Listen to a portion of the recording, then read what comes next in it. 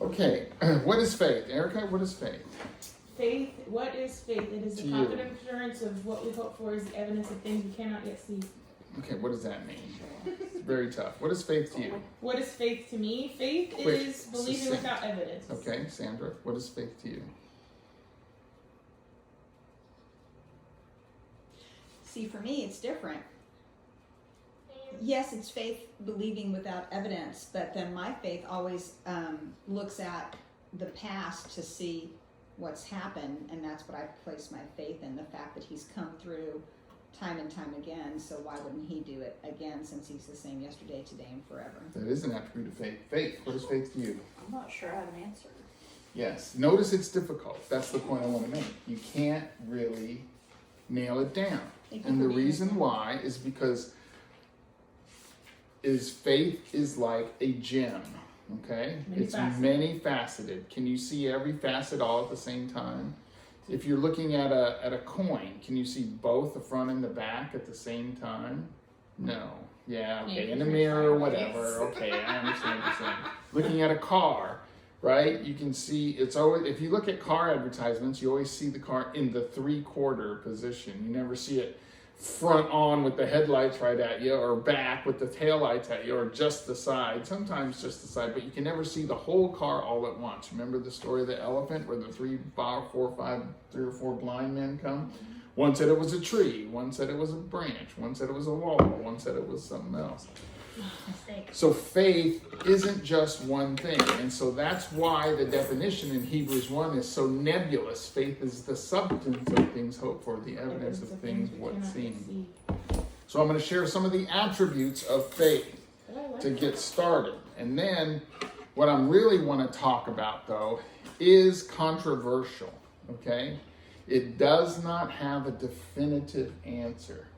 And I struggle with that because you can see it both ways equally. You know, like those pictures, is it an old man or a young woman? You know what I mean? You see this old man's The face? base or the Yeah. two bases looking at one Exactly, another. exactly. It's like that. It can be both. It just is the matter of your perspective. It can also be something different each and every time. So this, what I'm going to talk about is that way about faith. Okay, you can interpret it this way, you can interpret it this way, and you can interpret it this way. There is no right answer. It's two vases, it's a vase or two faces looking. It's an old woman or a young woman. It is both. So, faith is believing. Genesis 15, 1-6. Somebody read it. Hold on.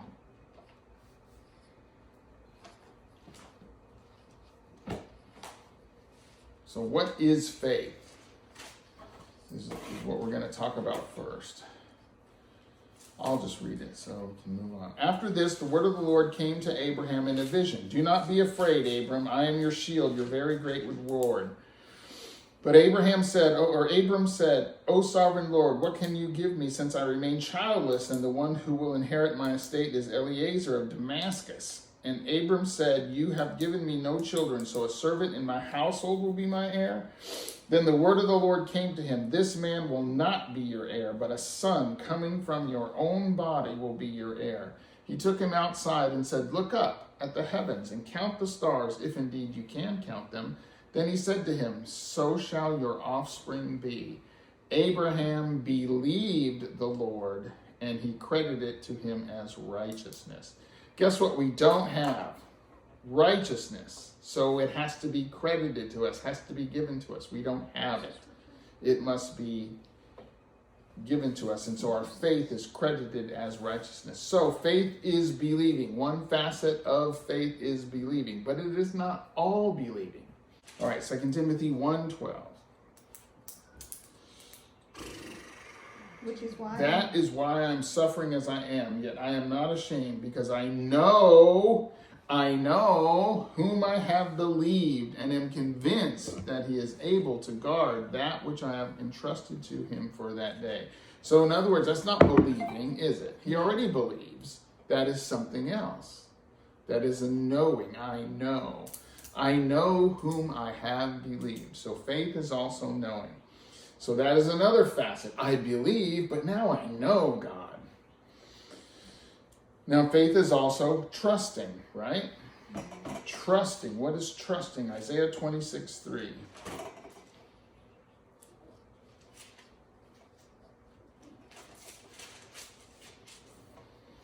You will keep him in perfect peace whose mind is steadfast because he trusts in you, or whose mind is stayed on thee, whose mind, when our mind is on him, we trust him. So when we trust, what? I trust the plane is going to get me to Colorado. Right? I trust my car will get me. I trust my paycheck is I going to come. trust the elevator will get me safely to the third Yes, and floor. open. I And trust open. the elevator doors will open. Absolutely. So faith is trusting. Isaiah 26:3 and the famous one, Proverbs 3:5. Trust in the Lord with all your heart. Lean not on your own understanding, but in all your ways acknowledge him, and he shall guide your paths. So I am to trust the Lord. Okay? And trusting is not believing, it isn't knowing, it is something else. I trust him. And then finally, I couldn't decide between these two facets. They are probably different, but I put them together. Faith is abiding or resting. And how I equate that is acting on your own. What did Abraham do wrong? And created an entire race of people. Yes, with the the Islamists or the Muslims. I mean, So now, this is how you It's not all describe him. abiding and it's his And- wife and- having a and good waiting. idea. abiding and resting. And then let him let If him I am in a go. tank, right? The enemy can't shoot me, can they? With their a guns. tank, like a- tank, like a military Oh, tank. army tank. I was Yeah, like, if I'm like a in the jar. tank, I know. I'm sorry. No, I was See, actually qualification. thinking I about was an like, army tank. Yeah, good for yeah. you. Not what I thought. Like when you walked up and said, "I'm Crooked. crooked." It's like, wow, there's a myriad of. See, because my mind was thinking about this. See? So if I'm in a military tank, I'm protected from the enemy. What am I doing? I am abiding. I'm resting in the tank. What does it say? Abide in me. See? So, but what do? We go, oh, let me open the hatch and stand up and look around to see what's going on. And what do you think's going to happen? I'm gonna get shot. The guy's going to kill him. So a lot of times we need to not act. So I account abiding and resting as not acting in my own way.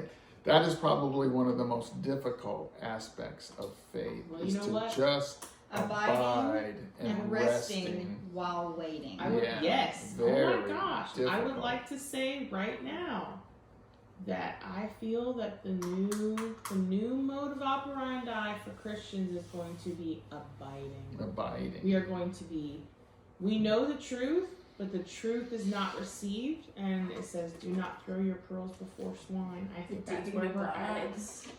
What? Philippians. The dude abides. And pretty much that's where we're at right now, man. Philippians 4, 6, and 7. There was a memory verse for us many years ago. Do not be anxious about anything. Ugh. Boy, those anything words, you know. Do not complain. God doesn't give you any space to hide. Yeah, man. but in Everything everything. in So do not be anxious about anything, but in everything, by prayer and petition with thanksgiving, present your requests to God, and the peace of God, which transcends all understanding, will guard your hearts and minds in Christ Jesus. Boom. So we are to rest, and when we truly have abiding faith, we are at rest. We are at peace. When it's, you can tell you are not in faith when you have worry. When you are worried about something, that means you are not in faith, in abiding, resting. All right, Psalm 118:8. Well, and worry. Is mental illness. Basically. Well, tactically, you're trying to take it from every perspective that it could go awry or how it could be fixed, and that's you trying to solve it in your I own. just want you to say That's that you I already getting have up out of the the majority of this thing. highlighted. All right, it is better to take refuge in the Lord than to trust in man. And you should put a parenthesis next to that scripture, yourself.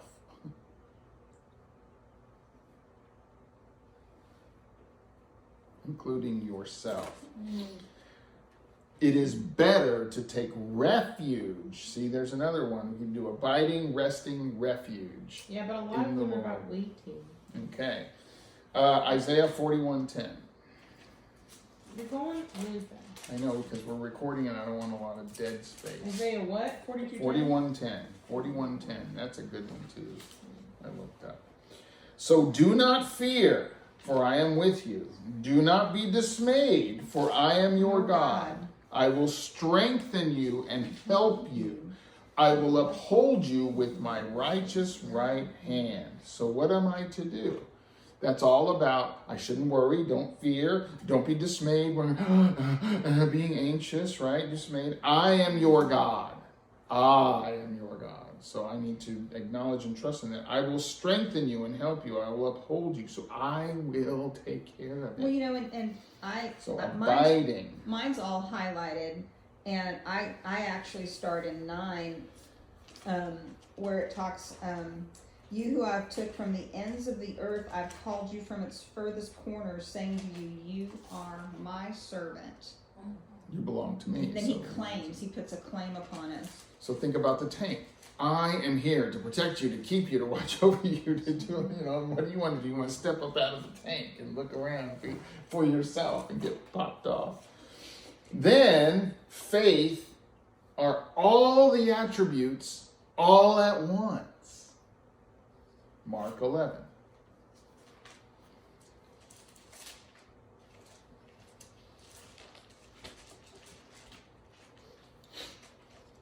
Now, there's 2 versions of the story. I chose this one because there's a time between them. Mark 11, 12 through 14. The next day, as they were leaving Bethany, Jesus was hungry. Hungry. It almost seems random. He was hungry. Seeing in the distance a fig tree in leaf, he went to find out if it had any fruit. When he reached it, he found nothing but leaves, because it was not the season for figs. Then he said to the tree, may no one ever eat fruit from you ever again. Or may no one eat... May no one ever eat fruit from you again. And his disciples heard him say it. Now they go into the room, do all this stuff. Now jump down to verse 20. In the morning, as they went along, they saw the fig tree withered from the roots. And Peter remembered and said to Jesus, Rabbi, look, the fig tree you cursed has withered. And he says, have faith in God. Some original says, have faith from God, or have the faith of God. Jesus answered, I tell you the truth. If anyone says to this mountain, go throw yourself into the sea, and does not doubt in his heart, but believes that what he says will happen, it will be done for him. So, what has happened there? All the attributes at once. Jesus speaks to the tree in total believing that what he says is going to take place. He has no doubts whatsoever. He was almost like, well, did you really expect it not to be withered when we got back to the tree? That's almost like what he's saying.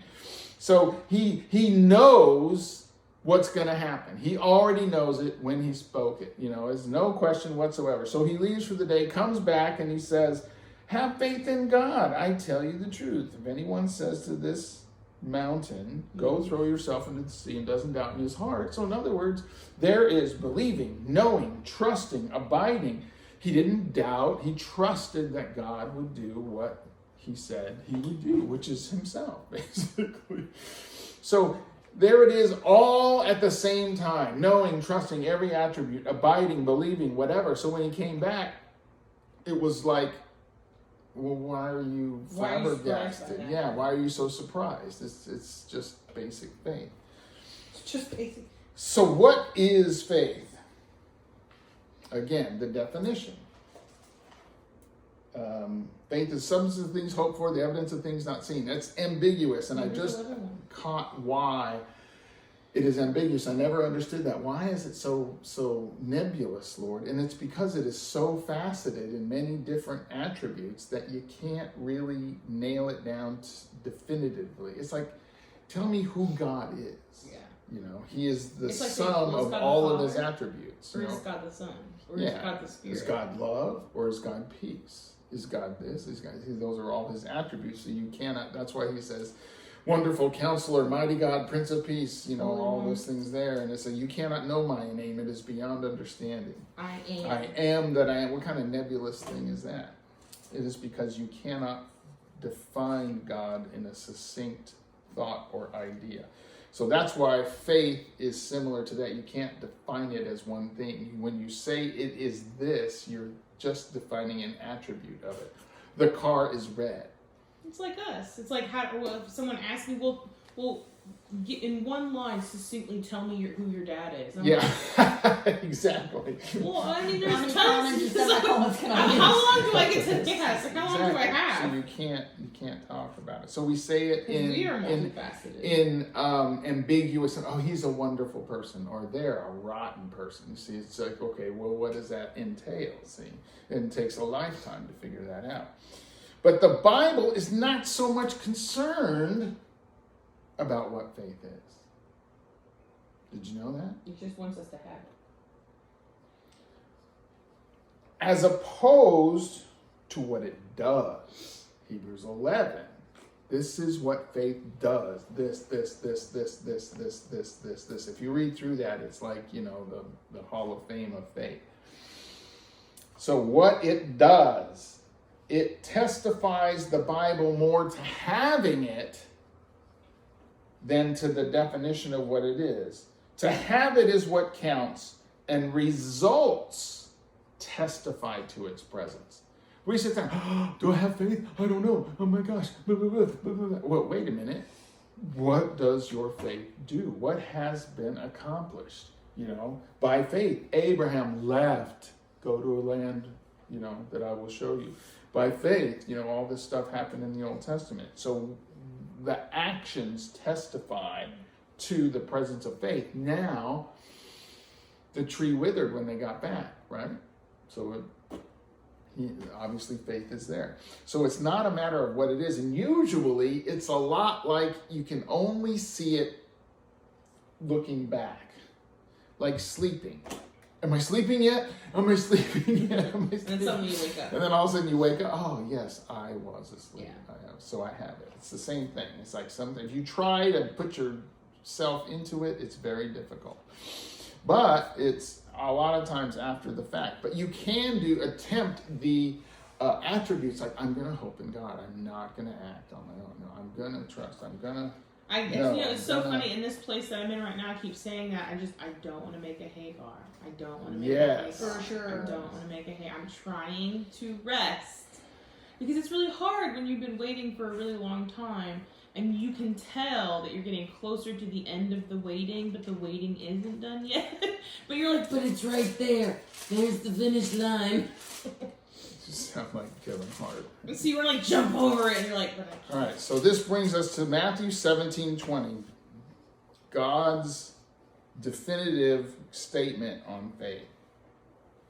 Somebody read.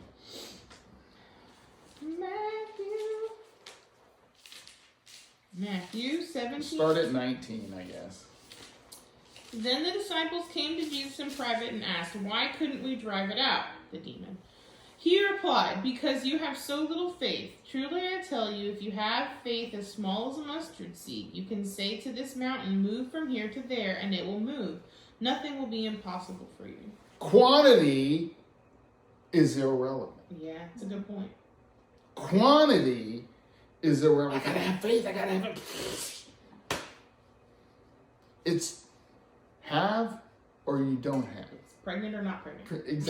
Exactly. That's what he's saying there. If you had faith the size of a mustard, so just having faith creates the impossible, the realm of the impossible. Having faith creates the impossible. If you had faith, you could say to this mountain, move from here to there, and it would obey. You know what's So hard for me there about is his faith? definitive question about faith. Now, yes. When you said having faith is, About quantity? Is about quantity. Quality, not quantity. Do you No, have it or do you not no. have it? It's not about quantity. Quantity is Yeah, it's not about quantity is irrelevant. That's Thank what I you. said. Oh, I had that written down. I know When that's it true. comes, what did I say? Quantity is irrelevant. What did I say? When it comes to faith, did I say? When it comes to faith, Quantity is irrelevant. Okay, yeah.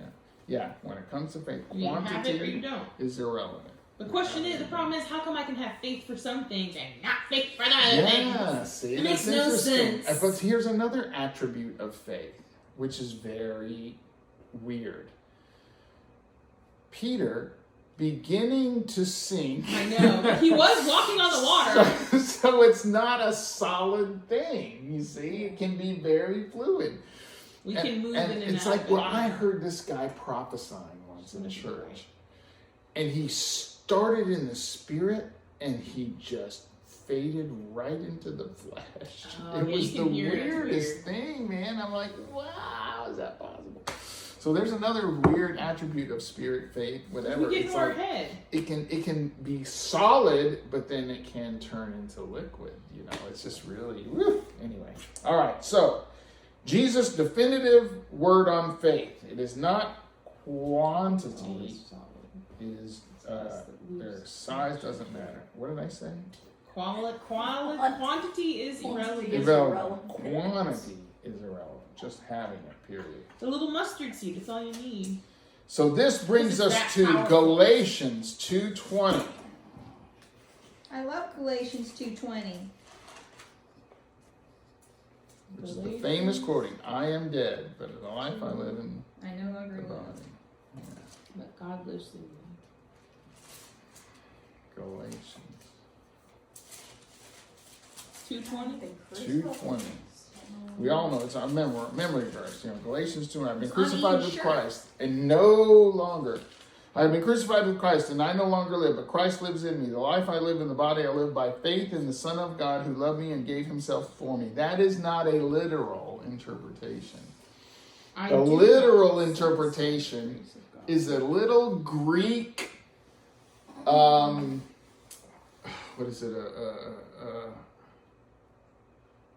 preposition called to, T-O, and it can be interpreted many different ways, okay?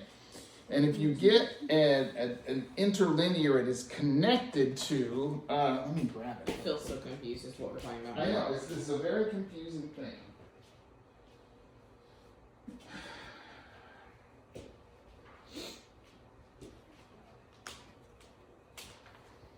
Galatians 2:20, and I looked up the word and everything else, and it is, here's what it says in the Greek interlinear. I have been co-crucified and live no more, I, but lives in me Christ. And what now I live in the flesh, by faith I live in the Son of God, of the Son of God, in the Son of God, of the Son of God, from the Son of God, or the faith of the Son of God. You can interpret that either way.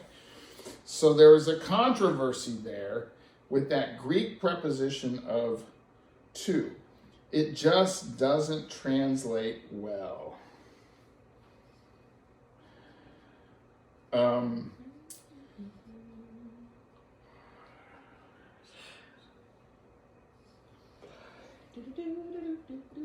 And it says in my NIV version, the life I live in the body, I live by faith in the Son of God. Okay? Okay. Or it can say, but Christ, the life I live in the body, I live by the faith of the Son of God. Okay? Mm-hmm. That's two different things. That is very true. Either Isn't it's it? my faith or it's God's faith living in me. Or it is the faith that God has, as he has it. For example, my current one, and I got a bunch more, bend it like Beckham. Okay. That means what? You're copying him. You should do it just As like he's he doing does it. right. But am I supposed to use his muscles and his Sinew. blood and his whatever? Or should I emulate with my muscles and my stuff how he does it? Yeah, well, those are two very different things. That's what of is. So Jesus has faith and I have faith.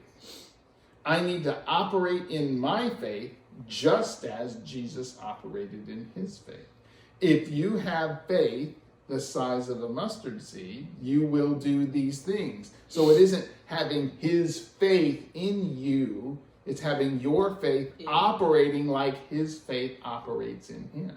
Oh, I thought it was my faith. I have faith that God's faith can work through me for the good. See, because I'm incapable of doing it. Because if I could do it, then I wouldn't need God. That is a legitimate way to look at it. See, remember, like I said, it's like you can see it in many different ways, and they're all equally true. So you can interpret this, and you won't know unless you actually talk to Paul what he meant when he said it that way, because you can interpret it both ways. The other, and so I'm going to get into this article about it here in a minute. The Greek grammar can be both equally true. It can also mean both at the same time, right? Isn't that vase and the two faces? It's both things at the same time. Just like God. So it can be, I have God's faith in me. Jesus saw that they had faith to be healed. Was that God putting faith in them? Is that God putting God's faith in them, the divine faith of the divine being? Or is it their faith is suddenly awakened in them and it can do? You see what I'm saying? It's hard to differentiate that. I have my own belief that I will share, but it's perfectly legitimate for you not to see it that way and interpret it in another way. So it's a little confusing. I lean toward of in the sense of see with the eyes of Daniel, see with the eyes of Sandy, or see with the eyes of Paul. I see it the way Sandy sees it. See what I'm saying? I see it the way, you do not see end time prophecy the way I see it. Correct. You see? But we both have eyes to see. Right. That's what I'm saying. Jesus has faith. I have faith. He says it's the same faith. I use mine to do this. You can use yours to do that because you have faith. I have eyes to see. You have eyes to see, but we may not be seeing the same thing. You see what I'm saying? It's the elephant. The blind man sees a wall. The other man sees this. You know what I'm saying? Okay, but it's asking different things from us. One is to have faith in Jesus, and one is to have Jesus' faith in us. Well, true. No, that's not what it says. I live by the faith of the Son of God. That means I am walking in faith as the Son of God walked. Because doesn't it say we should walk as Jesus walked? That doesn't mean I have his physical legs and muscles and everything Obviously. else. Yeah. And that's what that's saying. I should have the faith of the Son of God. Not literally Jesus's physical faith, but I have faith as he has faith. It's no different. Right. Because My that's faith how. and Jesus' faith are no different. Yeah. So that's how we see Jesus acting in human faith when we watch The Chosen. See, he does it like we do it. Yes, see? yes. That's what I'm trying to say. That's what I believe this says. Jesus had to do it like we did it. But you could also interpret that I live by faith in the Son of God. So therefore I have, and that allows me to live a victorious life. Yes. Your brain is No. human. No? No. Okay. Do you understand what I'm saying? Yes, sir. Okay.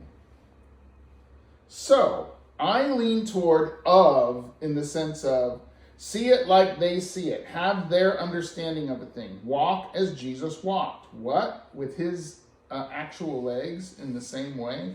The faith that Christ walked in, I have the ability to walk in. Of. I have the strength of Samson.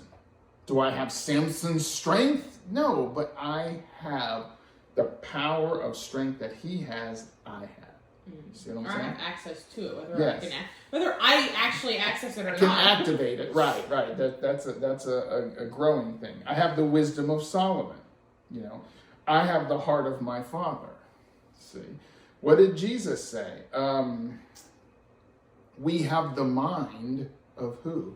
Christ. Christ. Does that mean we have his actual mind in my mind? Sometimes, because I feel Sometimes. him thinking in my thought head.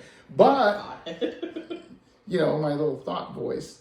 But our mind, let's say it this way, my mindset is his mindset. You see what I'm saying? And that's what I believe that's the interpretation I like to take from this. Because then it opens up all possibilities. Because he says, if you have faith as small as mustard seed, you'd be doing what I'm doing. That seems to be the implication of the withered fig tree. Well, if you had faith as small as a mustard, then do just what I do. See, it's the substance of using your faith like I use my faith. You have the same faith that I have. I also like the idea that it is a very kingdom-oriented mind frame to not worry about quantity. You're back on that. Quantity is such a humanistic thing. I need more money. I need more It's faith. overrated, I need more. yeah. But it's really not true because No. if you have it, then you have it. It's your ability to access it that is sometimes. Go. Oh, I was just thinking, you know, growing up, and I grew up in that whole charismatic movement thing, you know, where, you know, faith message kind of deal. Okay. And people, like, wouldn't get healed or something, and they'd be like, oh, you just need more faith. You just don't have enough faith. You remember hearing people say that to you? Absolutely. Oh, I had somebody say it to my face. Yeah, I know. I cannot tell you how many times I've heard people say that to me. And that argument blows that line of thinking completely out of the water when it's not about quantity. Yeah. Right. At all. Exactly. Because there is no more faith to attain. Exactly. Either you have it or You have it or you don't. You're pregnant or you Ding, ain't. ding, ding, ding, ding, ding. Either Jesus is in you or he's And not. here was another big thing about the faith message that I really didn't realize until recently, because just before I got out of it, they were doing, you were sick. So they came in front of the church, they prayed for you, anointed you with oil, and the prayer of faith will save the sick. And then now you have faith for the healing. You don't pray anymore for it. We've already prayed. Right. And it's like, but that is not scriptural. But that's all. I mean, Because Jesus said, you know, the unjust judge says, come and, you know, beat down my door until I get justice. And it's like, oh, She my goodness. wearies me with her coming. Yeah, wearies me with her coming, and he will grant him justice and quickly. So that is a completely There's a reason humans sleep for unscriptural. 8 hours. Yeah. All right. So, Sorry, I didn't mean to get off. no. I wanted No, to that hear was that. very It was good. very Yeah, it's good. a good life. Absolutely. Example of order. I have the strength of Samson. I have the wisdom of Solomon. I have the heart of my father. The literal object or that which we all have. See with the eyes of so-and-so. Does that mean literal eyes or that we all can see, but I see as they see? In the same way with what I have that they have. And so the latest one I got was bend it like Beckham. You know, I can do that, right? Or a voice. We all have a voice, but not all of us have the voice of, pick a singer that you really like. Whitney Houston. Whitney Houston. Michael Right. Jackson. But when you sing with Whitney Houston's voice, you know, I mean, which is what? How Yeah, just like will always love you. But the heart that she has, the Okay. emotion that she has, Sounds the, just like the Whitney. power that she has, the passion that she has. It may not sound the exact same, but that's what I'm trying to say. I have a voice, and I can use it as she uses her It's voice. spirit. They might, That's what I yeah, was going to say. absolutely. Spirit Yeah. is In the spirit of, yeah. So I believe that should be interpreted, I live by the faith of the Son of God who loved me and gave himself for me.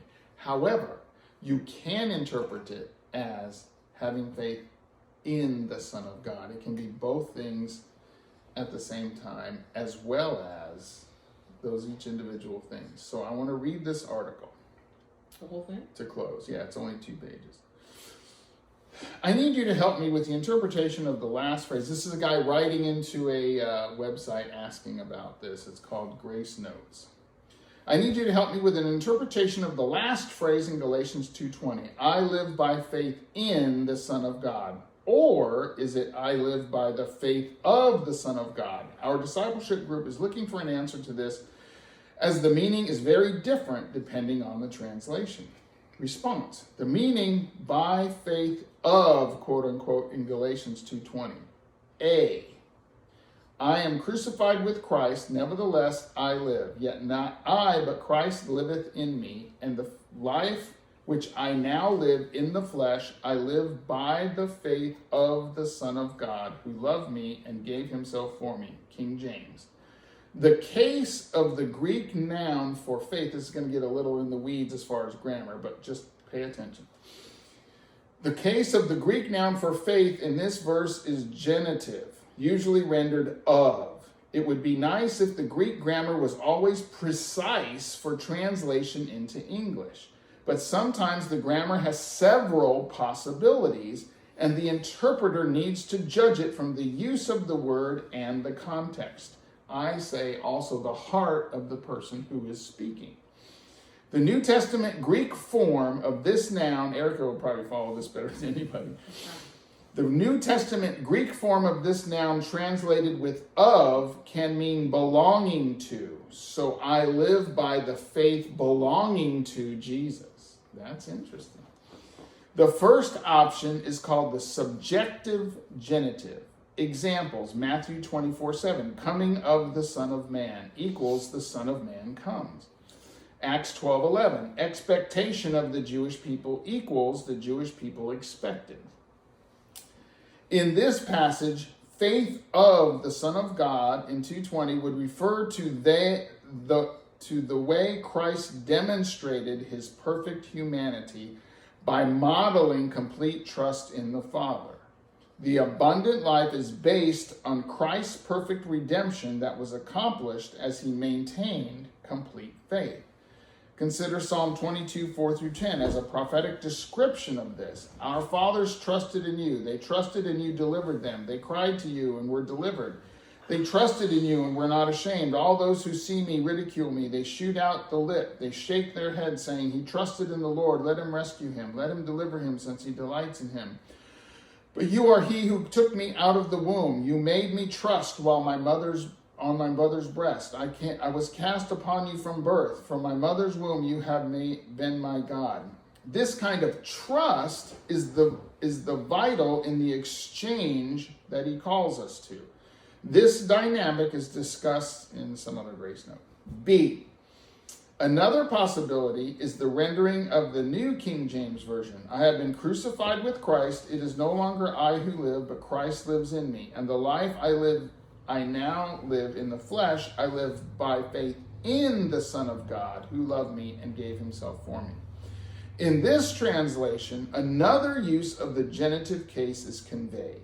This is the objective genitive. Examples: Matthew 12:31. Blasphemy of the Holy Spirit equals blasphemy against the Spirit.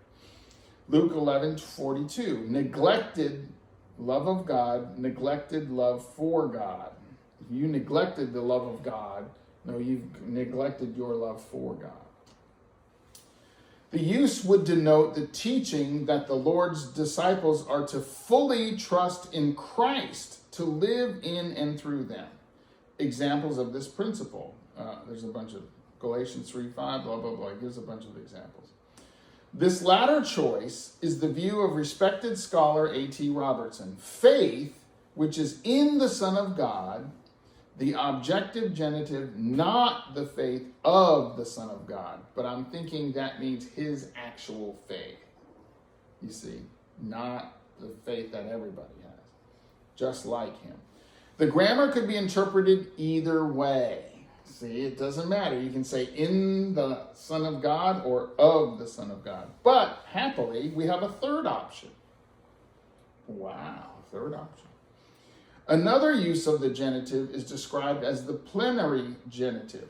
It contains both subjective and objective genitive ideas at the same time, possibly with deliberate ambiguity. That caught me. So maybe Paul was being deliberately ambiguous as to whether it's of the Son of God or in the Son of God.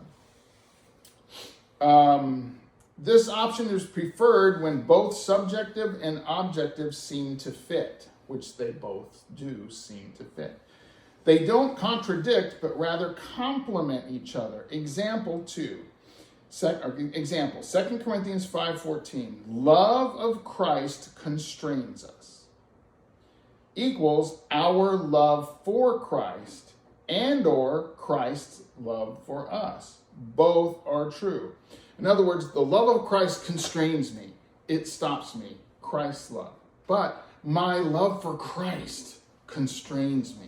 Right. It can be either at the same time or both at the same time. Right, because sometimes things are both. Like ice water is just water, but in two different forms at the same time. Yes, exactly.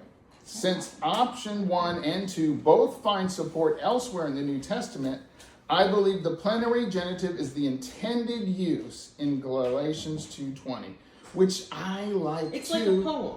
Poems have a lot of plays on words that means both. It's like, you know. And it depends on you how it plays out, and both are just as plausible. Isn't that how? It's amazing how God and it's works. not so much that it just depends on you. It depends on both. It's both. That's the thing. Yeah, It's not see? that it's one or the other. And it's that it is hard both to at the define. same See, it's time. hard to nail it down, and you can't do it. But that's the way of the Spirit. Is Christianity hard or easy? Yeah. Right. Is both. Take my yoke upon you and learn of me, for my yoke is what? My light. My burden is Easy, and my burden is light. Yet it says, take up your cross daily. Yeah. And follow him. Cross is not fun. So it's both. All right. Since option 1 and 2 both find support, I believe the plenary is the intended. In other words, we live by the faith of Christ as the basis of his redemptive, sanctifying work in us, and faith in Christ as the one we depend on for divine enablement and life. The verb tense of crucified in Galatians 2:20. Another question related to this key verse concerns the tense of the verb. I am crucified with Christ. Other translations read, I have been crucified with Christ. See, that equates to what you say is that time is always right now. So Yep. I am always being crucified. with even Christ. God's name itself.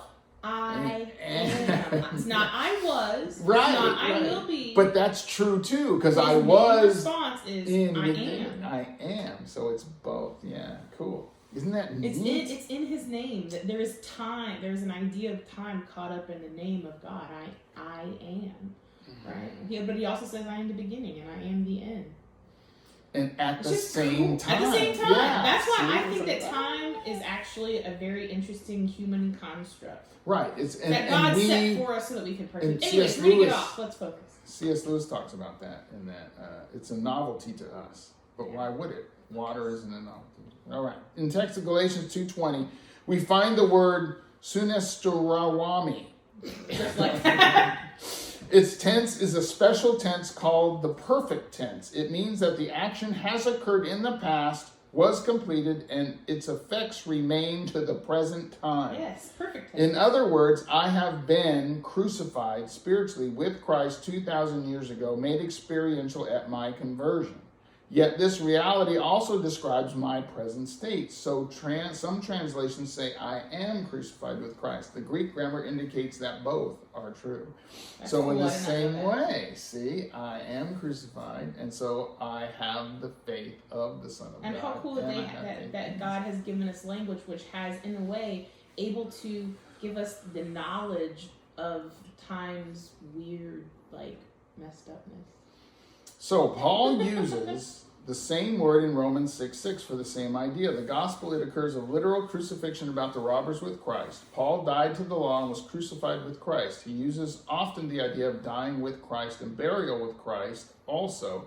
No longer I, but Christ in me. So complete has become Paul's identification with Christ that his separate personality is merged into that of Christ. This language helps one to understand the victorious cry of Romans 7:25. It is the union of the vine and the branch.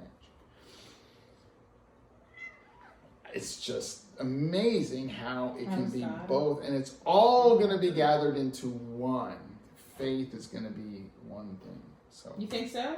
oh yeah, because he says all in all. God will sooner, once everything is consummated to Christ, then Christ is going to submit himself to God, and we will all be absorbed into God and be one in one. See, there's the word is swallowed up in know what? victory. It's just I'm like, okay with that. when I fall into the ocean, what is happening to me? I'm being swallowed up. Yeah, by but the question the is, ocean. if you pull a drop out of the ocean, is it still part of you? But